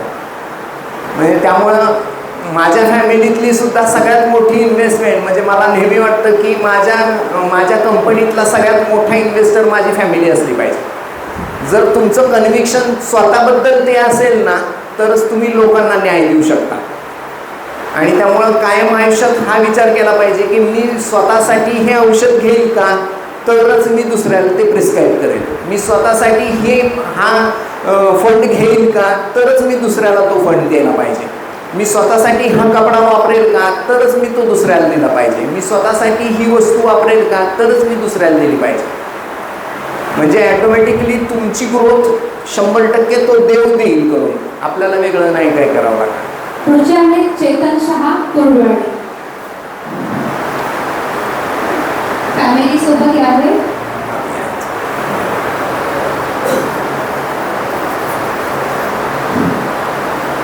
जोरदार टाळ्या वाजवून त्यांनी स्वागत केलं. चेतन शेटनी पण त्यांच्या सगळ्या फॅमिली मेंबरची इन्व्हेस्टमेंट करून टाकली. सून आली, नवीन सून आली की पहिली, म्हणजे ह्या मुवमेंट आहेत. पुढचे आहेत दीपक वसंतलाल जोशी कुर्डवाडी. त्यानंतर डॉक्टर बाहुबली जोशी कुर्डवाडी. डॉक्टर पंकज जोशी कुर्डवाडी. माडा. पंकज बद्दल मला नेहमी असं वाटतं की पंकज जितक्या वेळा मला भेटतो त्यावेळी तो नेहमी ही गोष्ट मला सांगतो की याला हर्षद, तुझ्यामुळे का मी एवढे पैसे एक हाती बघितले. तो माझ्यापेक्षा जास्त कमवतोय किंवा तो खूप जास्त कमवतो, खूप जास्त इन्व्हेस्टमेंट करतोय, पण त्याचं म्हणणं हे आहे की एक हाती पैसे एका ठिकाणी कधीच दिसत नाही. पण हे मी कधी टाकले तुझ्याकडे इन्व्हेस्टमेंट दर महिना हेही मला कळलं नाही. आणि मुवमेंट बदलली आणि त्यांनी खूप लोकांना मला रेफरही केलं. थँक्यू. पुढचे आहेत डॉक्टर संतोष सुर्वे कुर्डवाडी. सुर्वे डॉक्टरांचं पण हीच कंडिशन. त्याच्या होल फॅमिली मुलांची सुद्धा इन्व्हेस्टमेंट आहे. आता नवीन सून येणार आहे, सुनेची होणार आहे. सॉरी. ॲक्च्युअल काय आहे, आपल्याला आपल्या पुढच्या पिढीला हे सगळं शिकवता आलं पाहिजे की एक्झॅक्ट करतोय काय आपण, आणि त्या मुवमेंट जर तुम्हाला करता आल्या तर दिशा बदलून जाते. पुढचे आहेत जयकुमार भिसे कुर्डवाडी. जयकुमारच्या बाबतीत बोलायचं म्हटलं तर हा सगळ्यात टफ क्लायंट माझा. त्यांनी खूप प्रश्न विचारले, खूप खूप खूप खूप विचारले. म्हणजे इतके विचारले की मी थकून गेलो होतो. पण मला त्याच्याकडनं खूप काही शिकायला मिळालं की त्यांनी जे काही प्रश्न विचारले ते प्रत्येक शोधावं लागलं मला इनिशियल काळामध्ये. आणि ते शोधल्याचा फायदा हा झाला की मला भविष्यात पुढच्या लोकांना सांगणं सोपं गेलं. नेक्स्ट रवींद्र काशीनाथ डोळसकर कुर्डवाडी. रवी शेखच्या बाबतीत मी म्हणेन की इतके मितभाषी की त्यांनी कधीच विचारलं नाही की तुम्ही काय करताय. आणि गिरीराजनी बरेच प्रश्न विचारले. गिरीराजनी मला खूप शिकवलं. म्हणजे इतक्या गोष्टी शिकवल्या की माप नाही. म्हणजे तसं बघितलं तर त्यावेळी त्याचं वय किती होतं तर नुकती 12वी कंप्लीट करून ग्रॅज्युएशनचं फर्स्ट इयर केलं होतं आणि तो आला होता. पण इतके प्रश्न तो विचारायचा की कधी कधी मला वाटायचं की अरे मला माझा पेशन्स टेस्ट करावा लागायचा. पण मला असं वाटतं की त्यातनंही शिकायला खूप काही गोष्टी मिळतात. पुढचे आहेत शोभा रमेश गायकवाड कुर्डवाडी. काकूंच्या बाबतीत जर मला सांगायचं म्हणलं तर माझा मित्र रुपेश गायकवाड, त्याच्या या आई, त्यांच्याकडं पेन्शन येते आणि पेन्शन अकाउंटमध्ये सेविंगमध्ये पडून राहते. त्याचं काय करायचं ह्याच्याबद्दल पिक्चर क्लिअर नव्हतं फॅमिलीचं आणि त्यांचंही क्लिअर नव्हतं. पण मग त्यांनी असा निर्णय घेतला की माझ्यानंतर माझ्या नातवांना मला ते द्यायचं आहे का, तर मुलं सधन आहेत, मुलांना त्यांच्या पैशाची गरज नाही, पण मग माझ्या नातवांना द्यायचं आहे. तर मग आम्ही काय केलं की त्यांच्या पेन्शनमधनं एक SIP चालू केली की इवन इफ त्यामध्ये सुद्धा त्यांना 2 मुलं आहेत तर एका मुलाला एकच मुलगी, एका मुलाला 2 मुलं, तर ते समान वाटणी केली. म्हणजे भविष्यातले कुठलेही डिस्प्यूट न होता ती समान वाटणी करून त्यांच्या नावाने ती SIP चालू केली की माझ्यानंतर ते वारस असतील अशा पद्धतीने. आणि गंमत अशी की सुरुवातीला जी काही इन्व्हेस्टमेंट 2017-18ला चालू केली सुरुवातीच्या काळामध्ये, ज्या काळात त्यांनी विश्वास ठेवला, तर त्यानंतर आज मार्केट इतकं खालीवर झालं आहे तरी 16%च्या आसपास रिटर्न आहेत त्यांचे आणि कन्सिस्टंटली ते चालू आहे. म्हणजे ही मुवमेंट आहे. आणि जर त्यांनी ते न करता वेगळं काय केलं असतं तर नातवांच्या नावाने FD केल्या असत्या, ते 6% दिलं असतं. आणि त्यामुळं एक वेगळा आउटपुट निघाला त्यातनं. म्हणजे हे लक्षात घ्यायला पाहिजे की पुढच्या पिढीलाही मला सक्सेशन, ज्याला आता मला माझी गरज संपली आहे, मला पुढच्या पिढीला द्यायचं आहे. परत एकदा सांगतो, स्वतःचा अगोदर रिटायरमेंट कंप्लीट करा आणि मग पुढच्या पिढीला द्या. आपली जबाबदारी नाही पुढच्या पिढीला द्यायची, पण तुमची गरज संपल्यानंतर जर तुम्हाला पुढं द्यायचं आहे तर तुम्ही अशा आयडिया वापरू शकता. प्रमोद मुजुमदार, पुणे. यातले बरेच जण पुण्यातले आहेत. आज इतक्या लांब ते येऊ शकले नाहीत. आम्ही पुण्यात ज्यावेळी कार्यक्रम घेऊ त्यावेळी आम्ही त्यांचं करू. पण आम्ही आमच्याकडे US चे काही क्लायंट आहेत, UK चे काही क्लायंट आहेत आणि ह्या सगळ्यांशी आम्ही ऑनलाईनसुद्धा मुवमेंट झूमवर करतो आणि त्या पद्धतीने मूव करतो. त्यांचे मी हे आत्ता नाही सांगत, वेळेअभावी थोडं fast. Anuj Abhay Kumar Shah, Pune. Paul Harry Patrick, Pune. Doctor Sachin Kolse, Kurduwadi. Thank you. आता मी एक 2-3 लोकांना त्यांचे काही आजच्या कार्यक्रमामध्ये किंवा ह्याच्या अगोदरच्या आमच्याबद्दलचे काही अनुभव आले त्याबद्दल बोलायचं आहे असं मला अगोदरच 1-2 सांगितलं. एक मिनिट. हां, येस. कोटक महिंद्राचे म्युच्युअल फंडचे मॅनेजर श्री लखन चौगुले यांचा सत्कार डॉक्टर हर्षद शहा करतील. जोरदार टाळ्या वाजवून त्यांचा सत्कार करा.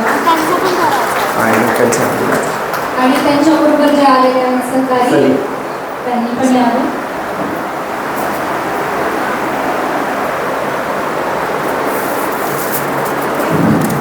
आजच्या कार्यक्रमामध्ये बरंचसं योगदान कोटक म्युच्युअल फंडाचं आहे, ज्यांनी आम्हाला सपोर्ट केला आणि मुवमेंट केली त्यासाठी थँक्यू. Thank you sir. थँक्यू. आज आम्ही ज्यांना सन्मान केला ते केवळ आमचे क्लायंट नाही, ते नवजीवन वेल्थच्या प्रवासातील सहप्रवासी. त्यांच्या विश्वासामुळे आमचा प्रवास सुरू झाला. त्यांच्या आशीर्वादामुळे तो आजही यशस्वी आहे. विश्वासाचे नाते आम्ही आयुष्यभर जगू. गोळे सर, तुम्ही तुमचं काही मत? हां, तुम्ही सांगितलं होतं मला बोलायचं. या ना सर. अजून कुणाला बोलायचं असेल तर मला सांगा.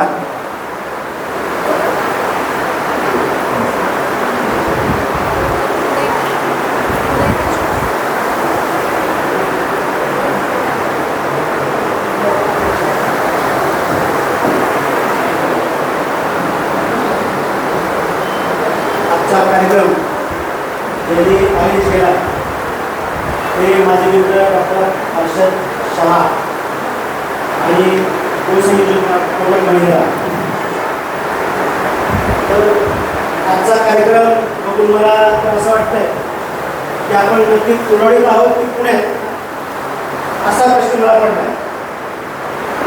कारण मी पुण्यात शिकलेला आहे. असे कार्यक्रम पुण्यात होतात नाही, पण कुर्डवाडीत या पद्धतीचा, या स्टँडर्डचा कार्यक्रम हर्षद शहाच्या पूर्वी कुणी घेतलेला मी पाहिलेला नाही.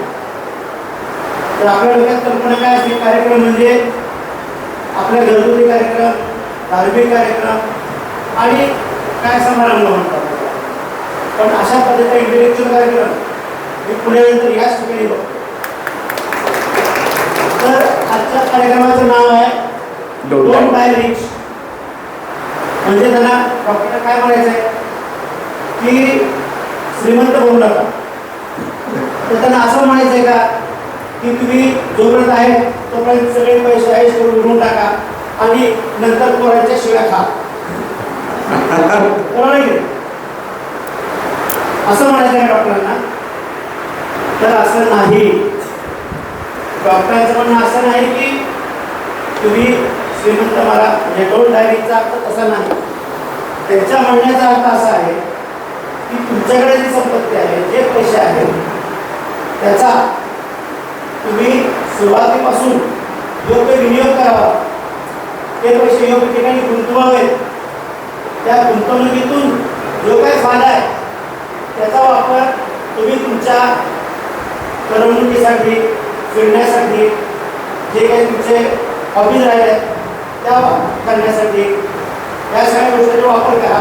आणि मूळ पैसा जो आहे तो तसाच राहील की जेणेकरून तुमच्या भविष्यात तुमच्या स्वतःसाठी आणि तुमच्या मुलाबाळांसाठी उपयोगी पडेल, असा त्याचा अर्थ आहे. कारण एखाद्या वेळा प्रश्न झाले, डोंट डायरीज म्हणजे सगळ्या पैसा उडून टाकायचा असा अर्थ त्याचा नाही. त्याचा खरा अर्थ हा आहे.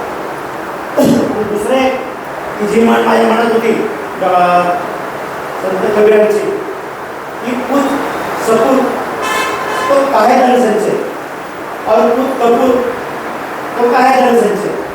ही डॉक्टरांनी पण मला अशी वापरली की माझ्या डोक्यात आधीपासून होती. तर त्याचा अर्थ असा की मुलं बाळ चांगले असतील तर पैसे साठवण्याची गरज नाही ना. तुमच्या तरी वापरू शकता, त्याला गरज पडणार नाही. आणि मुलं बाळ जर चांगली निघाली नाही कपूर म्हणजे तर त्यांच्याकडे का करून ठेवायचं आपण, कारण त्याचा योग्य विनियोग होणारच नाही तरी. तर अशा पद्धतीने कधी आता आपण सांगितलं की जे आहे ते सगळं व्यवस्थित मार्गाला लावणे. पैशाचं नियोजन जे आहे ते कुठे पहिल्यांदा डॉक्टर हर्षद शहाने सुरू केलं. मी ज्यावेळेस 23 साली मेडिकल स्टुडंट रिटायर झालो. रिटायर झाल्यानंतर तुम्हाला माहीत आहे की जे काही पेशे येतात व्यापारी बरेच व्यापारी माणसं आहेत. व्यापारी माणसाकडे पैसा आधीपासूनच असतो, त्याचा योग्य विनियोग केलेला असतो. पण जे काही गव्हर्नमेंट सर्वंट असतात, जे काही नोकरदार माणसं असतात त्याच्याकडे सुरुवातीला फारसा पैसा नसतोच. जे काही कमाला येतात ते रिटायरमेंट नंतरच फक्त येतं आणि त्याचं काय करावं त्याच्या डोक्यात खूप गोंधळ असतो. योग्य दिशा आपल्याला मिळत नाही त्याची, त्याबद्दल माहिती आपल्याला मिळत नाही. पेपरमध्ये आपण वाचलेलं असतं बार्शीच्या डॉक्टरनी 32 लाख गुंतवले, 3 महिन्यात दुप्पट करून देतो, 6 महिन्यात दुप्पट करून देतो आणि ते सगळे पैसे उडवले. तर अशा पद्धतीने मी सर्च करून कुठं आपल्याला करता येईल. डॉक्टर हर्षद शहा जुने मित्रच आहेत, पण तरी पण मी चौकशी चालू होती. माझे एक मित्र आहेत, एक चांगले जुने व्यापारी ज्यांच्या धनलक्ष्मीची कृपा चांगल्या पद्धतीने आहे. असे इथे व्यापारी बसलेले आहेत, नावच घेऊ का त्यांच्याशी मी सल्ला मसलत केली. त्यांनी मला काही सुचवलं. आता पैसा ही अशी गोष्ट असते जे रिटायर झाले ते जे कपात येतं तर ते फार महत्त्वाचं असतं. तर ते 100 रुपये जरी कमी जास्त झाले तरी आपल्याला नोकरदार माणसाला कसले होते. तर त्याच्यामुळं त्याची योग्य इन्व्हेस्टमेंट जी आहे ती म्हणजे आपल्या लेखीचं लग्न आपण कसं करतो. आपली लेख म्हणजे आपल्या काळजात तुकडा असतो, तर ते आपल्याला चांगल्या घरात द्यायचे असते, चांगल्या मुलाला द्यायचे असते की जेणेकरून ती विश्वासानं आयुष्यभर सांभाळली गेली पाहिजे. तर तसे हे जे पैसे आहेत तर या पैशाचा योग्य हातात गेले पाहिजेत. तर ते योग्य पद्धतीने वाढले पाहिजेत, तर आपला उपयोग व्हायला पाहिजे. म्हणून सगळे चौकशीनंतर डॉक्टर हर्षद शहाकडे कधी सांगितल्याप्रमाणे पूर्ण सरेंडर झालो. कारण मला त्याची काहीही माहिती नव्हती इन्व्हेस्टमेंटमधली. त्यातले त्यांनी जे काही मला माहिती दिली त्यातलं फार थोडं मला समजलं, फार थोडं लक्षात राहिलं, फार थोडं पाठ झालं. गोळ्या औषधाची नावं आम्हाला सांगा, भरपूर लक्षात राहतं. त्यांच्या गोष्टी काय डोक्यात फारसे गेले नाही. त्याच्यावर पूर्ण सरेंडर होऊन मी डॉक्टर हर्षद शहाकडे गुंतवणूक केली. आणि गुंतवणूक केली ती हां आपण जेव्हा मुलाचे लग्न वगैरे करतो त्यास पहिला प्रश्न सगळ्यांना जाणवला असेल की मुलगा पुण्यात सर्व्हिसला आहे का, पुण्यात फ्लॅट आहे का. हा प्रश्न सगळ्यांना जाणवतो. डॉक्टर सुरे विचारतात, तर त्याची तयारी असावी. मला हे प्रश्न 2 वर्ष विचारण्यात आला. रिटायरमेंट नंतर मी त्या पैशातून गुंतवणूक करून पुण्यात फ्लॅट घेतला. त्याला जे काही पैसे द्यायचे तर ते पैसे द्यायचे असतात ते बँकेत पडून ठेवायचे नाही पैसे. मग बँकेत पैसे पडून राहिले की आपल्याला माहिती आपल्याला फोन येतात. कुठे येतात, सीतारागड काय पश्चिम बंगाल, बिहार, इथून आपल्याला फोन येतात. मला हे कळत नाही की बँकेचे आपले पैसे असतात पेन्शनच्या खात्यावर हे या लोकांना कसं कळतात. इन्शुरन्सवाल्यांना आणि या लोकांना हा प्रश्न तुम्हालाही पडला असेल बऱ्याच जणांना. आणि OTP येतात, मग OTP सांगा याचा झालं, माझे पैसे चुकून माझे पैसे तुम्हाला खाते काय आ गए प्लीज वापस करो, असे फोन येतात. तर पेन्शन खात्यावर ठेवणं हे धोकादायक आहे.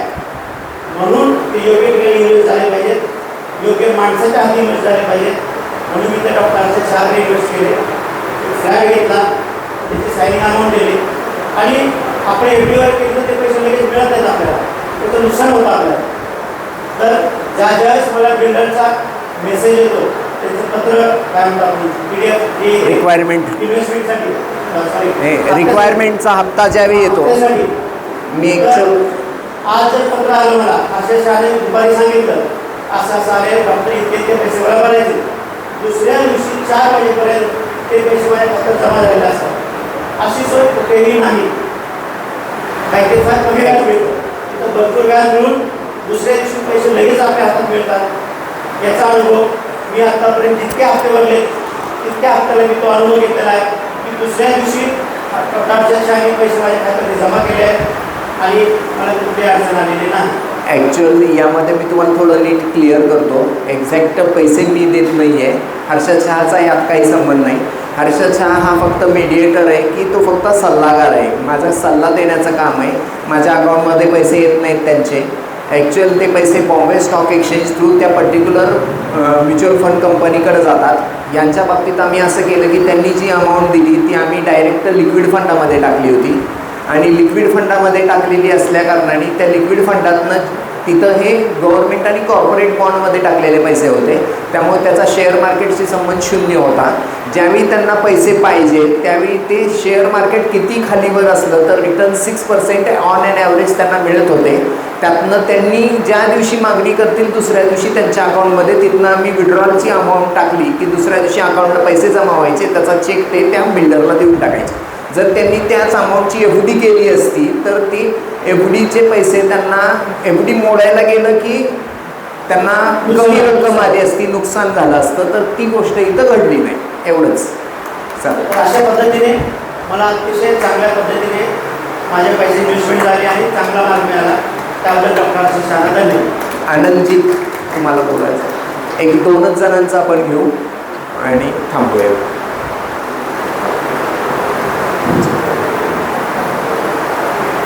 सर्वप्रथम मला या ठिकाणी बोलण्याची संधी आणि आपण बोललो आणि आपला आभारी आहे. 2च गोष्ट सांगतो. मला एक वेळ जायचं हो, त्यांना लातूरला जायचं आहे. ते ॲक्च्युअल लातूरमधनं आलेत. सगळ्यात लांबनं आजच्या कार्यक्रमात आलेले व्यक्ती आहेत. सरांनी आज उल्लेख केला तर सरांची आणि आमची योगायोगानं भेट घडून आणली तर ते सर्व श्रेय आमचे साडू मिलिंद कराडे यांना देतो. आणि हा एक चांगला योग आहे. ते माझं म्हणजे तिथून माझ्या फ्युचरला सुरुवात झाली. पैसा कुठं गुंतवू नये हे मला मिलिंदनी सांगितलं आणि पैसा कुठं गुंतवावा हे डॉक्टर शहांनी सांगितलं. आणि हा खूप मोठा अनुभव आहे. खूप मोठं लॉजिक आहे याच्या पाठीमागे आणि ते तुम्हालाही फायदेशीर ठरेल, सर्वांनाच फायदेशीर ठरेल. फक्त मी माफी मागतो. मी आज ते तुम्हाला स्पष्ट म्हणजे त्याला वेळ लागेल. आज मी काही सांगू शकणार नाही, परंतु भविष्यात नक्की जर वेळ मिळाला तर ते लॉजिक तुम्हाला मी सांगेल. आणि तेच खूप मोठं स्कीम जे डेव्हलप होतं अनुभवातलं म्हणजे प्रत्येकाला पाहिजे आणि ते खूप गरजेचं आहे.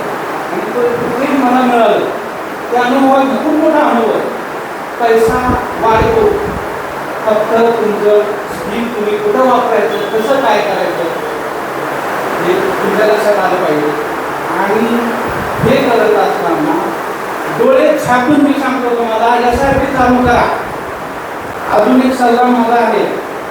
आपण LIC वगैरे काढतो हे करतो. मला आज वाटतंय की LIC सुद्धा खूप मोठ्या म्हणजे प्रीमियम म्हणजे ते काढायला पाहिजे होती. उशीर झाला. कारण आज ते सरांना पण मी म्हटले बाबा तुम्ही खूप म्हणजे उशिरा मला भेटले. तर काळजी करायचं काही गरज नाही आहे.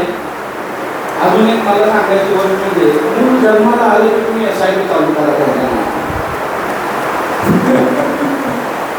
तुम्हाला त्याच्यासाठी काही करायची गरज नाही. 1000 रुपयाची जरी SIP चालू केली तर तुम्हाला त्याच्या भविष्याची काही काळजी करायची गरज नाही. आणि डोळे झाकून मी सांगतो काळ्या दगडावरची रेख आहे. तुम्हाला भाग्य आहे तुमचं कुटुंबवाडी कारण की आरोग्याच्या बाबतीत